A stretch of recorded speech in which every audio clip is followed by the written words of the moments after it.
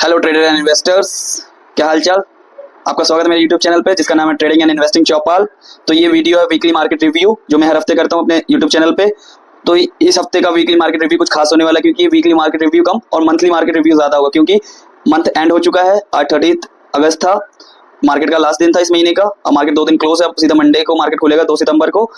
इस वीडियो में हम पूरे मंथ का मार्केट रिव्यू करेंगे कि पिछले मंथ क्या हुआ और नेक्स्ट मंथ क्या हो सकता है, और साथ ही वर्ल्ड मार्केट रिव्यू भी करेंगे क्योंकि हम जब भी मंथ एंड होता है तो वर्ल्ड मार्केट रिव्यू भी करते हैं क्योंकि मार्केट होता है जो एक दूसरे मार्केट से कनेक्ट होता है। अगर अमेरिका में सेल ऑफ होता है तो इंडिया में भी सेल ऑफ और सेंटिमेंट्स में बदलाव देखने को मिलता है एफआईज के कारण। तो उस सब को मद्देनजर रखते हुए हम वीकली मार्केट रिव्यू में इस हफ्ते मंथली मार्केट रिव्यू भी करेंगे क्योंकि जैसे आपने लास्ट मंथ देखा होगा जब वर्ल्ड में सेल ऑफ आया था, जापान के बैंकों ने अपने रेट ऑफ इंटरेस्ट बढ़ाए थे और सेल ऑफ अमेरिकन बाजार में भी आया था जो जॉब डेटा आया था उसके कारण। तो इंडियन स्टॉक मार्केट में सेल ऑफ देखने को मिला, इसलिए हमें वर्ल्ड मार्केट भी देखना पड़ता है कि वर्ल्ड मार्केट में क्या हो रहा है और वर्ल्ड मार्केट स्टेबल है या डाउन ट्रेंड में है, जिससे हमारा मार्केट भी कनेक्ट होता है और हमारे मार्केट को भी इफेक्ट पड़ता है। अगर वो मार्केट सही होगा तो हमारा मार्केट भी अच्छा चलेगा, तो इसलिए हम वर्ल्ड मार्केट को भी देखेंगे। तो चलिए हम देखेंगे पहले यूएसए का मार्केट जो है, यूएसए का मार्केट डाउ जोन्स और नैस्डैक। हम आ गए डाउ जोन्स के चार्ट पे, तो ये मंथली चार्ट खोला हुआ है मैं। तो मंथली चार्ट में आप देख सकते हैं इस कैंडल में थोड़ी शेडो दिख रही है, काफी बड़ी शेडो दिख रही है। ये शेडो क्यों हुई? ये शेडो जो 5 अगस्त को जो गिरावट हुई थी मार्केट में उस कारण हुई है, और इसमें काफी दिनों से पहले से एक डबल टॉप सा बन गया था डाउ जोन्स में, उस कारण एक गिरावट आई थी और उसमें ही पैटर्न भी सही बन गया था और टाइम भी सही था। सेंटीमेंट उस टाइम पे खराब हो गया था क्योंकि जो जॉब डेटा आया था उसके कारण और जो जापान के बैंक्स ने रेट ऑफ इंटरेस्ट बढ़ा दी थी उसके कारण भी ये सेल ऑफ आया था। हम देखते हैं इसका वीकली चार्ट। तो वीकली चार्ट में आप देखें ये ट्रेंड चैनल चल रहा था, मैंने ड्रॉ किया हुआ ट्रेंड चैनल, ये ट्रेंड चैनल चल रहा था। इसको एक बार ब्रेक किया था लेकिन इसके बाद अंदर ही आ गया था, उस वीक में अंदर ही आ गया। उसके बाद एक अच्छा अप ट्रेंड चला और एक महीने से पूरे कंटिन्यू रहा, उस गिरावट को छोड़ देते उसके बाद ये अप ट्रेंड कंटिन्यू रहा। डेली चार्ट में मैं आपको दिखाता हूँ। तो ये डेली चार्ट में देखिए उस ट्रेंड चैनल को ब्रेक किया था लेकिन ट्रेंड चैनल के अंदर क्लोज हुआ और उसके बाद सीधा एक अप ट्रेंड चला और आज फ्राइडे को इसने अपनी ऑल टाइम हाई पे क्लोजिंग दी है। तो ये डाउ जोन्स तो अच्छा दिख रहा है हमें इस टाइम पे। अब देखते हैं नेस्डैक का चार्ट। तो नेस्डैक के चार्ट पे चलते हैं। तो हम आ गए नेस्डैक के चार्ट पे। तो नेस्डैक के चार्ट में भी आप देख सकते हैं कि ये काफी लंबी शेडो है, ये काफी लंबी शेडो दिख रही है हमें मंथली चार्ट में। अब देखते हैं इसका वीकली चार्ट। तो वीकली चार्ट में भी इसमें भी एक ट्रेंड चैनल था, इसने भी ब्रेक किया था। अब ये ट्रेंड चैनल के अंदर वापस आ गया है और उसी को सपोर्ट लेकर ऊपर चला है। तो हम देखते हैं डेली चार्ट। डेली चार्ट में आज ये डेली चार्ट में अच्छा फिनिश दिया है इसने फ्राइडे को। देखिए आप उस चैनल को सपोर्ट बनाकर 50 डे मूविंग एवरेज को क्रॉस किया और उसके ऊपर क्लोजिंग आई, यानी ये दोनों स्ट्रांग हो चुके हैं और ये यहाँ से स्टेबल है। और उसमें तो अपना जो डाउ जोन्स है उसमें तो अपना ऑल टाइम हाई बना दिया, यानी अमेरिकन बाजार अच्छे दिख रहे हैं। अब हम देखेंगे और कुछ इंडाइसेस। हम आ चुके हैं डेक्स के चार्ट पर। ये जर्मनी का इंडेक्स है तो इसमें भी ऑल टाइम हाई दिख रहा है। मैंने मंथली चार्ट खोला हुआ है, इसमें भी ऑल टाइम हाई दिख रहा है, अच्छी क्लोजिंग दिख रही है इस मंथली कैंडल की। वीकली चार्ट भी देखते हैं तो ये एक अच्छी क्लोजिंग के साथ बंद हुआ है इस वीक में और डेली चार्ट भी काफी ठीक ठाक दिख रहा है, यानी हमें कोई अभी तक कोई खतरा नहीं दिख रहा है मार्केट के लिए। तो हमने डेक्स का चार्ट देख लिया। अब हम देखेंगे कैक का चार्ट। हमारे कैक के चार्ट पे कैक फ्रांस का इंडेक्स है, तो ये भी हमें मंथली चार्ट पे अच्छा दिख रहा है। इसमें भी शेडो है यानी रिकवर हुए हैं नीचे से, इसमें भी अच्छा वीकली चार्ट में भी अच्छा दिख रहा है। डेली चार्ट में भी ये 50 डे मूविंग एवरेज को ब्रेक किया और 200 मूविंग एवरेज के पास आ चुका है, यानी ये भी अब स्टेबल हो रहा है। उसमें एक अप ट्रेंड इसमें भी चला था। अब हम देखते हैं यूरो स्टॉक्स को। ये रहा यूरो स्टॉक्स का चार्ट, ये यूरोपियन कंट्रीज का इंडाइसिस है। तो इसमें देखिए एक बढ़िया सीआईपी हुआ है मंथली चार्ट्स पे, आपको मैं ये दिखाता हूँ। इसमें बढ़िया सा सीआईपी हुआ है ये, और क्या शेडो आई है नीचे से, आप देख सकते हैं कितना अच्छा शेडो दिख रहा है। अब इसको देखते हैं हम वीकली चार्ट पे करके। तो यहाँ से मतलब कि रिकवरी हुई है मार्केट्स में, तो ये भी अपने ऊपरी लेवल्स की तरफ पहुंच चुका है, यानी मार्केट हर कंट्री का मार्केट हमें अभी तक बुलिश दिख रहा है। अब हमने जो वर्ल्ड मार्केट तो अब देख लिया, अब हम देखेंगे एशियन मार्केट। और एशियन मार्केट में सबसे पहले हम देखेंगे निकी को जो जापान का इंडेक्स है, और उसके बाद हम देखेंगे कॉस्पी को जो कोरिया का इंडेक्स है, और उसके बाद हम देखेंगे हैंग हांगकांग का इंडेक्स है, और उसमें चाइना की कंपनीज भी कुछ लिस्टेड हैं जो वो आती हैं। तो हम ओवरऑल वर्ल्ड और एशिया को देख लेंगे, उसके बाद हम इंडियन मार्केट्स पे जाएंगे। तो हम आ गए हैं निकी के चार्ट पे। तो निकी के चार्ट में आप देख सकते हैं क्या शेडो बनी है, बहुत इसी की वजह से सब गिरे थे, लेकिन इसने भी अब रिकवरी दिखाई है। जो जापान के बैंक्स ने रेट ऑफ इंटरेस्ट बढ़ाए थे उसकी वजह से ये सब गिरावट हमें देखने को मिली थी अगस्त में। तो ये जापान में भी बहुत अच्छी शेडो दिख रही है मंथली चार्ट पे, निकी के चार्ट पे। आप देखते हैं वीकली चार्ट। तो वीकली चार्ट भी आप देखें तो इम्प्रूव हो चुका है काफी, और एक अच्छा मॉर्निंग स्टार पैटर्न बनाया था, उसके बाद अभी चल रहा है। तो इसको हम देखते हैं डेली चार्ट पे। तो डेली चार्ट हम ये देखेंगे डेली चार्ट पे। तो ये रहा डेली चार्ट भी 50 डे मूविंग एवरेज को क्रॉस करके क्लोजिंग दी है इस फ्राइडे को, यानी ओवरऑल ये भी अच्छा है। अब हम देखते हैं कॉस्पी को। अब हम देख रहे हैं मंथली चार्ट कॉस्पी का, जो साउथ कोरिया का इंडेक्स है। तो इसमें भी एक ट्रेंड चैनल चल रहा था और उसकी एग्जैक्ट ट्रेंड चैनल पे सपोर्ट लिया है। ये ट्रेंड चैनल्स मैं देखता रहता हूँ चार्ट्स को, उसके लिए ड्रॉ करता हूँ चीज़ें। तो ये भी अच्छा दिखा। अब हम इसको देखते हैं वीकली पे। वीकली पे भी इसने एक अच्छा हैमर बनाया और उसको गैप को फिल किया और ये ऊपर जाने की कोशिश कर रहा है। ये भी स्टेबल दिख रहा है हमें, 200 मूविंग एवरेज पे सपोर्ट लिया है। अब हम देखेंगे हैंग सेंग को। तो हैंग सेंग के चार्ट पे चलते हैं। तो हम हैंग सेंग के मंथली चार्ट पे आ गए हैं।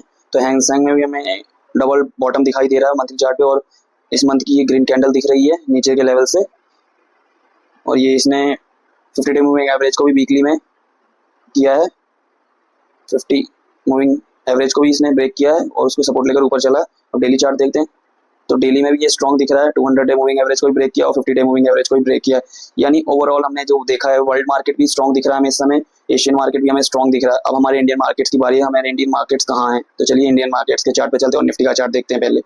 निफ्टी के चार्ट पे, तो निफ्टी के चार्ट में भी सेम मंथली चार्ट में हमें शेडो दिख रही है नीचे से, इसमें भी रिकवरी हुई है। तो हम देखेंगे वीकली चार्ट। तो वीकली चार्ट भी हमारा स्ट्रॉन्ग दिख रहा है। ये इस वीक का कैंडल इसने ब्रेक किया है ऑल टाइम हाइक को, जो रेजिस्टेंस था। और अब डेली देखते हैं तो डेली में भी हमें काफ़ी अच्छा दिख रहा है। बस फ्राइडे का कैंडल थोड़ा छोटा सा है, इतना बड़ा कैंडल नहीं है, थोड़ा छोटा सा कैंडल, लेकिन ओवरऑल मार्केट हमें अच्छा दिख रहा है। तो अब हम देखेंगे बैंक निफ्टी का चार्ट, क्योंकि बैंक निफ्टी प्राइमरी सेक्टर है, फाइनेंस का सेक्टर बहुत इंपॉर्टेंट होता है, इसलिए हम निफ्टी के बाद बैंक निफ्टी का चार्ट ही देखते हैं। उसके बाद किसी और सेक्टर में जाएंगे और उस सेक्टर का चार्ट देखेंगे। तो पहले चलते हैं बैंक निफ्टी के चार्ट पे और देखते हैं बैंक निफ्टी का चार्ट क्या कर रहा है। तो बैंक निफ्टी के चार्ट पे आ चुके हैं, मंथली चार्ट खुला हुआ है। इस मंथली कैंडल में जो लास्ट मंथ की कैंडल है, ये हमें थोड़ी रेड दिखाई दे रही है, और लेकिन इसमें भी शेडो है। अब ये देखेंगे वीकली चार्ट। तो वीकली चार्ट भी अच्छा दिख रहा है। वीकली चार्ट में आप देख सकते हैं कि इसने 20 मूविंग एवरेज को सपोर्ट लिया था और दो टू ईयर बॉटम कैंडल बनाए और उसके बाद वहां से चला है और गैप को भी फिल किया है वीकली चार्ट पे। तो ये अब हमें स्टेबल दिख रहा है, यानी अब वीक मार्केट में मोमेंटम आ सकता है, क्योंकि फाइनेंस सेक्टर भी थोड़ा स्ट्रॉन्ग हो रहा है। बस इसमें एक हॉल्ट है कि मैंने पिछले वीडियो में बताया था कि ये 50 डे मूविंग एवरेज पे आ चुका है, उसको थोड़ा सा रेजिस्टेंस ले रहा है। ये इसको क्रॉस करेगा तो हमारा मार्केट अच्छा, ये मतलब बैंक निफ्टी अच्छा हो जाएगा। तो अब देखते हैं सेक्टर्स के चार्ट। और पहला सेक्टर हम जो देखेंगे वो होगा आईटी, क्योंकि आईटी में काफ़ी मोमेंटम है। तो चलते हैं आईटी के चार्ट पे। ये रहा निफ्टी आईटी का चार्ट। तो आईटी सेक्टर में भी ब्रेकआउट है और ये बहुत स्ट्रांगली ऊपर जा रहा है, क्योंकि नेस्डैक ने भी रिकवरी की है। तो नेस्डैक का भी सपोर्ट मिल रहा है। जब अमेरिकन बाजार में आईटी स्टॉक चलते हैं तो इंडियन बाजार में भी आईटी स्टॉक चलते हैं। तो ये भी ऊपर जा रहा है मंथली चार्ट्स पे, और वीकली चार्ट भी बहुत अच्छा दिख रहा है, और डेली चार्ट भी हमें बहुत अच्छा दिख रहा है। तो आईटी तो बहुत स्ट्रांग दिख रहा है। तो पहली चॉइस हमारी आईटी होगी। अब देखते हैं हम फार्मा सेक्टर का स्टॉक। तो हम आ गए हैं फार्मा सेक्टर के चार्ट पे। तो फार्मा आप देख सकते हैं वीकली चार्ट पे क्या जबरदस्त ऊपर जा रहा है और कंटिन्यूसली एक ट्रेंड पकड़ा हुआ है। अब वीकली चार्ट पे देखते हैं आप, बिल्कुल स्पीड से ऊपर जा रहा है, कोई वो नहीं है। अब इसमें और आईटी में फर्क क्या है कि ये और आईटी है दोनों ऊपर जा रहे हैं, लेकिन आईटी है थोड़ा ऊपर नीचे करने के बाद ऊपर जा रहा है। ये कंटिन्यूसली एक स्ट्रेट लाइन से ऊपर ही जा रहा है, बस कोई ऊपर नीचे नहीं कर रहा, सीधा ऊपर ही जाते जा रहा है। तो ये ज्यादा अच्छा दिख रहा है आईटी से, लेकिन आईटी भी बहुत अच्छा है। आईटी और फार्मा ही अभी जो दिख रहे हैं मुझे तो चार्ट्स पे, यही मुझे अभी स्ट्रॉन्ग लगे और फर्स्ट और सेकंड में यही आएंगे। बाकी और देखते हैं सेक्टर्स को क्या आगे चल रहा है। तो अभी दूसरे सेक्टर्स को देखते हैं ऑटो सेक्टर को। ऑटो सेक्टर क्या कर रहा है? तो ये रहा निफ्टी ऑटो का चार्ट। तो ऑटो सेक्टर भी सही दिख रहा है, लेकिन इस महीने रेड कैंडल दिखा है। वीकली तो ठीक दिख रहा है, स्ट्रॉन्ग है, और डेली भी अपने अब ये बस थोड़ा सा रेजिस्टेंस लेवल के पास पहुंच रहा है। तो अभी ये थोड़ा हम इसको वेट करेंगे। तो अब देखते हैं निफ्टी एफएमसीजी सेक्टर को देखते हैं कि एफएमसीजी क्या कर रहा है। एफएमसीजी भी ऊपर जा रहा है। ये मंथली चार्ट है। वीकली चार्ट देखेंगे, वीकली चार्ट में थोड़ा सा रेजिस्टेंस दिखा रहा है, होल्ड सा लिया हुआ है। डेली चार्ट पर भी थोड़ी रेड कैंडल्स दिख रहे हैं ज़्यादा, और साइडवेज सा दिख रहा है थोड़ा सा भी, लेकिन ओवरऑल स्टॉक स्ट्रॉन्ग है। तो इसको भी हम देख सकते हैं। अब हम देखते हैं निफ्टी ऑटो का चार्ट हमने देख लिया, आईटी इसमें एफएमसीजी का भी चार्ट देख लिया। अब हम देखेंगे पीएससी सेक्टर का चार्ट, क्योंकि पीएससी जो सरकारी कंपनीज है वो भी काफ़ी अच्छी थी पिछले महीने में, लेकिन अभी तो वो काफ़ी दिनों से चली। तो हम पीएससी सेक्टर का चार्ट देखते हैं और फिर देखेंगे कंज्यूमर ड्यूरेबल का चार्ट। पीएससी सेक्टर का जो सरकारी कंपनीज का चार्ट है, तो ये देखें तो इसमें भी रेड कैंडल दिख रहा है हमें, लेकिन शेडो है थोड़ा नीचे से। वीकली भी ठीक है, डेली थोड़ा साइडवेज सा दिख रहा है अभी, और बॉलिंजर बैंड भी नीचे फ्लैट सा हो गया है, कोई अभी इतना वोल्टिलिटी नहीं हमें दिख रही है इसमें। मोमेंटम थोड़ा स्लो हो चुका है इसमें, तो अभी तो हमारे ये रडार में नहीं है। अब हम देखते हैं कंज्यूमर ड्यूरेबल का चार्ट और रियल्टी का चार्ट। तो हम आगे रियल्टी सेक्टर के चार्ट पे। तो रियल्टी सेक्टर के मंथली चार्ट पे मुझे थोड़ा पैटर्न अच्छा नहीं लग रहा, थोड़ा वीक पैटर्न दिख रहा है। एक मॉर्निंग इवनिंग स्टार दिख रहा है इस पे मंथली चार्ट पे, वीकली भी साइडवेज सा दिख रहा है और डेली भी अभी साइडवेज में ही है और ये रेजिस्टेंस के पास भी दिख रहा है। तो अभी हम इसको रुक जाएंगे, अभी इसमें नहीं देखेंगे, अभी हम आईटी, फार्मा और एफएमसीजी को ही देखेंगे। अब हम देख रहे हैं कंज्यूमर ड्यूरेबल का चार्ट। तो हमारे कंज्यूमर ड्यूरेबल के चार्ट पे तो ये सेक्टर भी काफ़ी अच्छा दिख रहा है मंथली चार्ट्स में, ऊपर ही जा रहा है। डेली ये वीकली चार्ट में भी अच्छा खासा ऊपर जा रहा है और उस करेक्शन को भी इसने जो हुई थी जो पहले उसको भी ब्रेक किया है, रेजिस्टेंस लेवल को ब्रेक किया है और ये काफ़ी ऊपर जाते जा रहा है। थोड़ा भी साइडवेज हो गया, रेस्ट ले रहा है होल्ड पे। तो ये भी काफ़ी अच्छा सेक्टर है, तो इसमें भी हम ट्रेड कर सकते हैं। हमें सेक्टर मिल चुके हैं आईटी, फार्मा, एफएमसीजी और कंज्यूमर ड्यूरेबल, जो ये 4 सेक्टर मिले हैं। तो अभी इन 4 सेक्टर के स्टॉक्स देखते हैं कि स्टॉक्स क्या कर रहे हैं और किन स्टॉक्स में हमें मौका मिल सकता है अगले हफ्ते काम करने का। तो चले इनको स्टॉक वाइज देखते हैं। तो हम आ चुके हैं रिलायंस के चार्ट पे और ये रिलायंस का मंथली चार्ट है। मार्केट के बाद और बैंक निफ्टी और सेक्टर्स के बाद हम पहला जो स्टॉक देखते हैं वो होता है रिलायंस, क्योंकि रिलायंस का बहुत वेटेज है इंडियन स्टॉक मार्केट में और इसके बाद एचडीएफसी का भी बहुत वेटेज है। तो इसलिए हम इन 2 स्टॉक्स को ज़्यादातर देखते हैं बाकी स्टॉक से पहले, क्योंकि यही अगर सही रहेंगे तो मार्केट भी सही रहेगा। अगर इनमें कुछ गड़बड़ दिखाई देगी तो मार्केट को भी हॉल्ट या डाउन ट्रेंड पकड़ना पड़ेगा इनकी वजह से। तो इसलिए हम इसको पहले देखते हैं। तो रिलायंस के मंथली चार्ट में हमें अभी एक डोजी दिख रही है, एक डोजी फिनिश मिली है और वीकली में देखें तो वीकली में हमें 20 मूविंग एवरेज पे फिनिश मिला है, जो एक अच्छा साइन है। अब इसको डेली में देखते हैं कि डेली में इसमें क्या है। तो डेली में हमें एक बेयरिश साइन दिख रहा है, जहां इस फ्राइडे की कैंडल पे हमें बिग वॉल्यूम दिख रहा है, बिग रेड वॉल्यूम, और उससे पहले हमें 29 की कैंडल पे, 29 अगस्त की कैंडल पे ग्रीन वॉल्यूम दिख रहा था काफ़ी। और वो उस कारण हुआ था कि रिलायंस की एजीएम हुई थी, उसमें काफ़ी बड़ी बातें हुई थी मुकेश अंबानी द्वारा, तो उस वजह से प्राइस में उछाल आया था। और इसके बोनस शेयर की भी बात हुई थी कि सितंबर में इसकी मीटिंग होगी रिलायंस की कि अपने इन्वेस्टर्स को बोनस शेयर दिए जाए, तो इस बारे में भी हुई थी और इसलिए मार्केट में ये उछाल मिला था। लेकिन अभी फ्राइडे को थोड़ी खराब क्लोजिंग देखने को मिल रही है रिलायंस में। इसको एक बार मैं हार्ली चार्ट पे भी दिखा देता हूँ। तो ये हार्ली चार्ट पे भी अभी थोड़ा सपोर्ट पे है और ये वॉल्यूम थोड़ा कंसर्न वाला है, तो आप इसको एक बार ध्यान से ट्रेड करें और ध्यान से देखें इसको। तो रिलायंस तो हमें अभी थोड़ा ऐसे ही दिख रहा है। अब हम देखते हैं एचडीएफसी के चार्ट पे कि एचडीएफसी में क्या दिख रहा है। तो चलिए एचडीएफसी के चार्ट पे चलते हैं। तो हम आगे एचडीएफसी के चार्ट, तो एचडीएफसी मुझे अभी देखने में पड़ रहा है कि ये 20 मूविंग एवरेज पे सपोर्ट ले रहा है मंथली में। ये काफ़ी स्ट्रॉन्ग सपोर्ट होता है, अगर इसको ब्रेक करेगा तो ये काफ़ी नीचे जाएगा ये, लेकिन अभी तो इस पे सपोर्ट है और कैंडल भी ठीक ठाक सही बना है, स्मॉल बॉडी कैंडल और ना बड़े शेडोज है इसमें। और ये वीकली में भी ठीक ठाक दिख रहा है, छोटा ही कैंडल बना है और साइडवेज है, ये कोई ट्रेंड में नहीं है, साइडवेज है।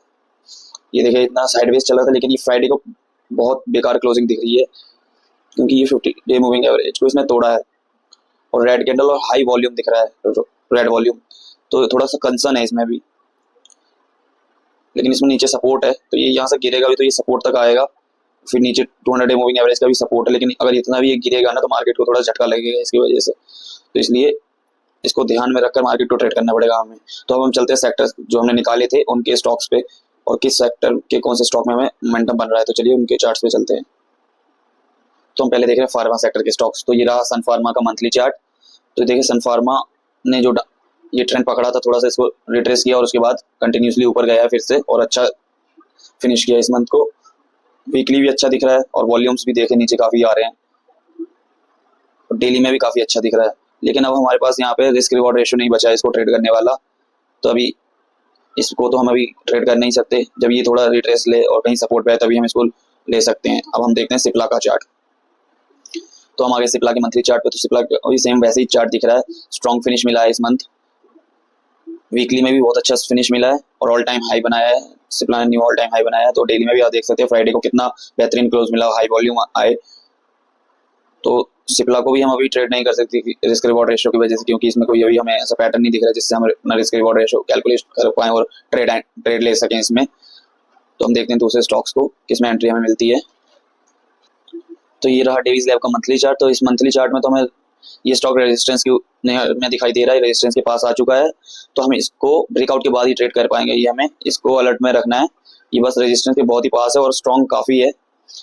ये पहले इसमें एक एंट्री बनी थी यहाँ पे, ये इसने CIP किया था ये वाला, और ये इसने 50 डे मूविंग एवरेज पे सपोर्ट बनाया था और एक डोजी कैंडल बनाया था इससे, और यहाँ फिर उसके बाद ग्रीन में एक ग्रीन कैंडल बना था जिससे कंफर्म किया था कि ये ऊपर जाएगा। तो ये ट्रेड तो हमारा मिस हो गया, अब हम इसको ब्रेकआउट के बाद ही लेंगे क्योंकि ऊपर रेजिस्टेंस लेवल है, और ये अगर स्ट्रांग होगा तो ये रेजिस्टेंस को ब्रेक करेगा, अगर थोड़ा बहुत हॉल्ट लेगा तो ये नीचे तो अभी आने का चांस नहीं क्योंकि फार्मा सेक्टर स्ट्रांग है, लेकिन अभी इसको रेजिस्टेंस के बाद ही हम ट्रेड करेंगे। तो हमारा ये पहला स्टॉक हो गया जिसे हम देखेंगे। अब हम चलते हैं दूसरे स्टॉक पे। ये रहा डॉक्टर रेड्डी का चार्ट मंथली, तो इसमें भी हमें ब्रेकआउट दिख रहा है, ऑल टाइम हाई पे दिख रहा है, इसका भी अच्छा फिनिश है कैंडल का। और वीकली भी इस रेजिस्टेंस के पास है, एक साइडवेज दिख रहा है थोड़ा सा वीकली में। डेली में भी हमें मतलब ऐसा तो स्ट्रांग है लेकिन इस साइडवेज सा दिख रहा है, अगर इसका ब्रेकआउट होता है तो हमें ये 8,000 तक जाते हुए दिखाई दे सकता है, जो ये भी हमारा एक ट्रेड बन सकता है इसमें, तो हम इसको भी ट्रैक करेंगे। अब हम देखते हैं अपना लुपिन का चार्ट। तो हम आ गए लुपिन के चार्ट पे। लुपिन मैंने आपको पिछले हफ्ते ही बताया था, इसमें कप पैटर्न और ब्रेकआउट के नजदीक है, और हम इसको 2140 पे बाय करेंगे जब ब्रेकआउट होगा। तो इसमें ब्रेकआउट हो चुका है और हमने बाय करी है 2140 पे, तो अभी ये 2240 चल रहा है। जब से 2-3 दिन में ये 100 रुपये ऊपर हो चुका है, 100 रुपीज ऊपर हो चुका है, और बहुत स्ट्रांग फिनिश मिला है इसको। बस खाली थोड़े से 2 कैंडल ही छोटे बने, लेकिन इतना कंसर्न नहीं है अपने ब्रेकआउट लेवल पे, तो हम इसको भी अभी ट्रेड कर सकते हैं क्योंकि अभी इसमें हमारी एंट्री मिस नहीं हुई है। अगर ये रिटेस्ट करता है, इस रेजिस्टेंस लेवल को सपोर्ट बनाता है, CIP करता है, तो हम भी तब भी एंट्री करेंगे, थोड़ा सा डिप भी आएगा तब भी हम इसको एंट्री करेंगे। अभी इसमें भी एंट्री है हमारे पास। तो चलिए चलते हैं आप IT सेक्टर के स्टॉक्स पे। तो हम IT में जो पहला स्टॉक देखते हैं वो इन्फोसिस, क्योंकि इन्फोसिस का बहुत वेटेज है, सबसे ज्यादा वेटेज है IT सेक्टर में। तो इन्फोसिस भी अपना बिल्कुल रेजिस्टेंस लेवल पे और ब्रेकआउट के नजदीक है। तो पहला तो स्टॉक हमें ये मिल गया IT में, ये बिल्कुल ब्रेकआउट होने वाला है, काफी अच्छा दिख रहा है। 2022 का जो रेजिस्टेंस है 21 का, उसके ब्रेकआउट के नजदीक है। तो अब डेली चार्ट देखते हैं। डेली में बिल्कुल ही नियर है, तो इसमें भी हम एंट्री ले सकते हैं जब ये ब्रेकआउट हो जाएगा। अब हमारा ब्रेकआउट इसमें 1951 का दिखा रहा है, लेकिन हम 1960 पे एंट्री करेंगे क्योंकि ब्रेकआउट लेवल के कुछ ऊपर निकल जाना चाहिए थोड़ा परसेंटेज, जब भी हम एंट्री करते हैं और जब भी उसके ऊपर क्लोज मिलता है तभी हम उसको एक सक्सेसफुल ब्रेकआउट मानते हैं। ये नहीं कि ऊपर गए उसी दिन में हमने जब ब्रेकआउट हुआ और ले लिया और वो शेडो करके नीचे आ गया, तो ये ब्रेकआउट नहीं होता है। ब्रेकआउट होना चाहिए अच्छे वॉल्यूम के साथ, और 2-1% उस ब्रेकआउट लेवल के ऊपर क्लोजिंग मिलनी चाहिए जो सब रेजिस्टेंस लेवल है। तो ये रहा इन्फोसिस का चार्ट। अब हम देखते हैं TCS का चार्ट। हम आए हैं TCS के मंथली चार्ट पे। तो TCS तो अपने ऑल टाइम हाई पे चल रहा है, मंथली काफी अच्छा दिया फिनिश हुआ है, वीकली भी ठीक दिख रहा है हमें। अब हम देखते हैं डेली को। तो डेली भी हमें काफी अच्छा दिख रहा है, इसमें हम एक एंट्री ले सकते हैं क्योंकि ये इसने अपना एक रेजिस्टेंस के ऊपर ये CIP किया है, ये ब्रेक सपोर्ट लिया है, यहाँ से हम एक एंट्री ले सकते हैं 5000 के लेवल तक, क्योंकि IT सेक्टर भी अच्छा दिख रहा है अभी। तो एक ये मिल गया TCS। अब हम देखते हैं टेक महिंद्रा को। ये रहा टेक महिंद्रा का चार्ट। तो ये थोड़े अभी ऊपर रेजिस्टेंस लेवल है, इसमें ये वाला रेजिस्टेंस दिख रहा है ऊपर 1800 के नजदीक, लेकिन थोड़ा सा भी इससे दूर है मार्केट। ये 1750-1800 के नजदीक हमें एक रेजिस्टेंस लेवल दिख रहा है, और अभी 1650 का थोड़ी जगह कम बची है ऊपर में इसको जाने के लिए। काफी अच्छा चला था ये भी नीचे से, और सबसे पहला यही IT स्टॉक था जो चला था डाउन ट्रेंड में भी, जो पहले डाउन ट्रेंड चला था IT में उसमें भी यही चल रहा था। तो अभी है जगह, हम इसको बाय कर सकते, लेकिन ऊपर रेजिस्टेंस है, रेजिस्टेंस के बाद बाय करेंगे, ब्रेकआउट के बाद बाय करेंगे, तो काफी अच्छा मोमेंटम होता है उस वक्त, और काफी स्ट्रॉन्ग मोमेंटम भी होता है किसी किसी स्टॉक्स में, तो जल्दी प्राइस टारगेट्स अचीव होते हैं। तो ये रहा टेक महिंद्रा का चार्ट। अब हम देखते हैं SCL टेक का चार्ट। तो ये रहा SCL का मंथली चार्ट। तो SCL टेक में भी मुझे ब्रेकआउट दिख रहा है, इसमें ब्रेकआउट हुआ है, ऑल टाइम हाई का रेजिस्टेंस था जो ये, इसको ब्रेकआउट किया, और मैंने अपने पुराने वीडियो में ही बताया था कि SCL टेक 1700 के बाद बाय करेंगे 1700 पे, और वहां से वो 50 रुपये ऊपर है अभी, तो अभी भी हम इसमें एंट्री ले सकते हैं। इसने तो 2 बार एक्चुअली एंट्री दिया और 2 बार CIP किया, ये देख सकते हैं आप यहाँ पे, जो रेजिस्टेंस था उसी लेवल को सपोर्ट बना के ये चला है। तो यहाँ पे और वॉल्यूम भी काफी अच्छा आया, तो ये यहाँ से स्ट्रॉन्ग दिख रहा है, तो अभी भी हम इसमें एंट्री कर सकते हैं। इस जगह का स्टॉप लॉस लगा के, जो ये CIP लेवल है 1700 और 1690 का, तो इस जोन को हम स्टॉप लॉस मान के ऊपर के लिए इसको बाय कर सकते हैं। तो अब देखते हैं विप्रो का चार्ट, विप्रो कहाँ पे है। ये रहा विप्रो का मंथली चार्ट। तो विप्रो तो अभी हमें रेजिस्टेंस लेवल पे दिखाई दे रहा है, जब तक इस रेजिस्टेंस को क्रॉस नहीं करेगा तब तक हम विप्रो में एंट्री नहीं लेंगे। विप्रो मुझे अभी शेडोज भी दिख रहे हैं ऊपर से, और रेजिस्टेंस लेवल दिखाई दे रहा है, तो विप्रो में तो अभी एंट्री नहीं सही दिख रही है। वीकली में भी देखा आप कितना गैप का रेजिस्टेंस है यहाँ पे, ये इस जगह से कितना गैप का रेजिस्टेंस है बड़ा।